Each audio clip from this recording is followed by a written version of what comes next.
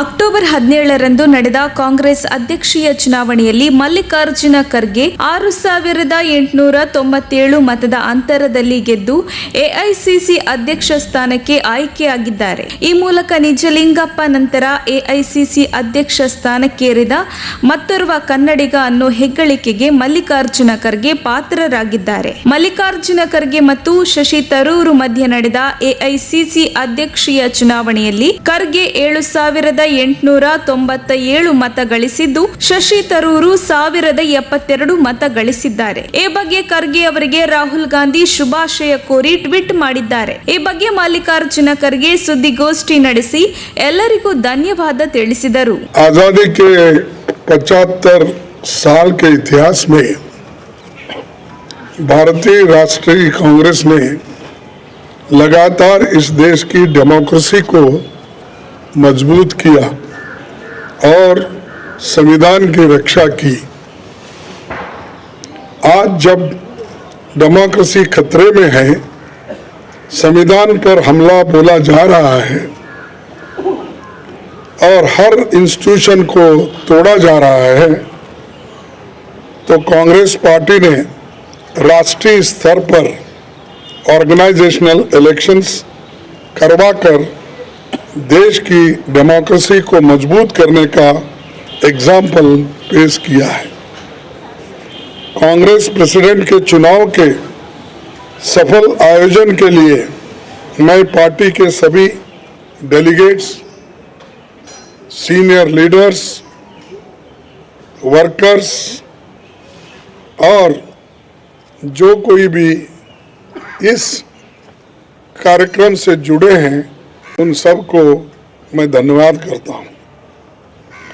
आप सबने democratic process में हिस्सा लेकर कांग्रेस को मजबूत किया है.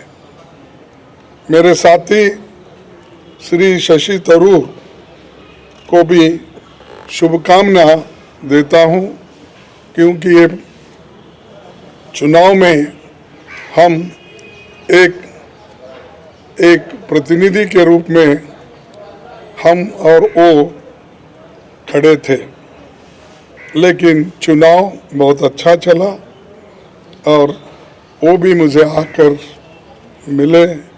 एक दूसरे से हम मिलकर अपना जो आगे पार्टी को बढ़ाने का भी जो कुछ कोऑपरेशन मैंने भी पूछा और उन्होंने भी हंसते हुए ये तो एक डेमोक्रेटिक प्रोसेस है, हमको मिल के काम करना है ये कहा, तो इसलिए मुझे बड़ी खुशी होती है.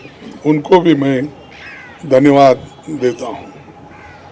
सभी कांग्रेस कार्यकर्ताओं की ओर से मैं श्रीमती सोनिया गांधी का आभार व्यक्त करता हूँ.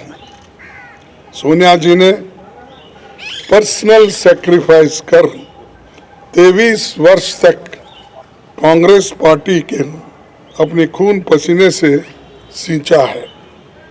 सोनिया जी की लीडरशिप में न केवल हमने 2 बार केंद्र में सरकार बनाई, बल्कि अनेकों राज्यों में कांग्रेस को रिवाइव किया और राज्यों में भी सरकार उन्होंने बनाई.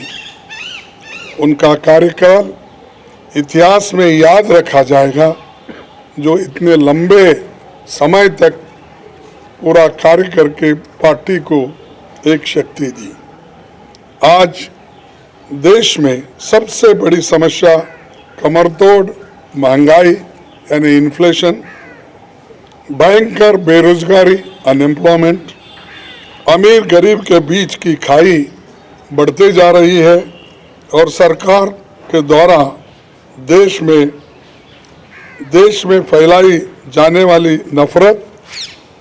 देश की इन समस्याओं के खिलाफ जन आंदोलन तैयार करने के लिए पूर्व कांग्रेस अध्यक्ष श्री राहुल गांधी कन्याकुमारी से कश्मीर तक 3,570 किलोमीटर की यात्रा पर निकले हैं.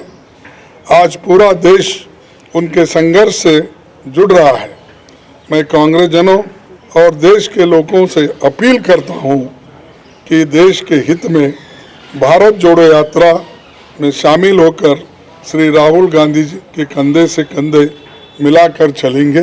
उन्होंने मुझे 1 घंटा पहले मुझसे उन्होंने कहा कि आपको अभिनंदन, आप कांग्रेस के अध्यक्ष बने हैं और मैं एक कांग्रेस के सिपाही के नाते काम करते रहूँगा और आगे बढ़ेंगे सब मिलके, ऐसा उन्होंने मुझसे कहा। इसीलिए मुझे बड़ी खुशी होती है कि वो पादयात्रा में रहते हुए वो अपना थोड़ा सा समय मेरे लिए उन्होंने फ़ोन पे बिताया, इसलिए मैं उनका भी धन्यवाद करता हूँ। आज हम सबको मिलकर कार्यकर्ता के तौर पर काम करना है। यहाँ न कोई बड़ा है न छोटा, सब बराबर है। हमें देश के संविधान पर हो रहे हमले और देश की डेमोक्रेसी को ख़त्म करने की कॉन्स्पिरेसी से मिलकर लड़ना है। हमें फैसिस्ट ताकतों से लड़ना है जो कम्युनलिज्म का चोला ओढ़कर डेमोक्रेटिक इंस्टीट्यूशन पर अटैक कर रहे हैं। हम संगठन को भी मजबूत करेंगे और इन चुनौतियों से भी लड़ेंगे। दिल्ली की सत्ता पर बैठे हुए हुक्मरान सरकार बातें तो बहुत करते हैं पर काम कुछ नहीं होता और असलियत में उनके चरित्र को 4 शब्दों में अगर मैं बताऊं कि ये है खोखला चना बाजे घना, तो ये उनका काम है। तो दोस्तों, हमारा मानना है कि देश एक तानाशाही की सनक की भेंट नहीं चढ़ाया जा सकता। हमें इकट्ठे होकर इन विनाशकारी ताकतों को हराना है। पार्टी के सभी दोस्तों को संसद से सड़क तक लड़ना होगा। बूथ स्तर पर संगठन के हर साथी को जोर से संघर्ष करना होगा। मुझे विश्वास है कि जैसे आपने मुझ पर भरोसा जताया है और गरीब परिवार में जन्मे एक सामान्य व्यक्ति को, एक सामान्य कार्यकर्ता को कांग्रेस का अध्यक्ष बनाया है, मैं आपके भरोसे पर खरा उतरने की पूरी कोशिश करूंगा। जय हिंद, जय कांग्रेस।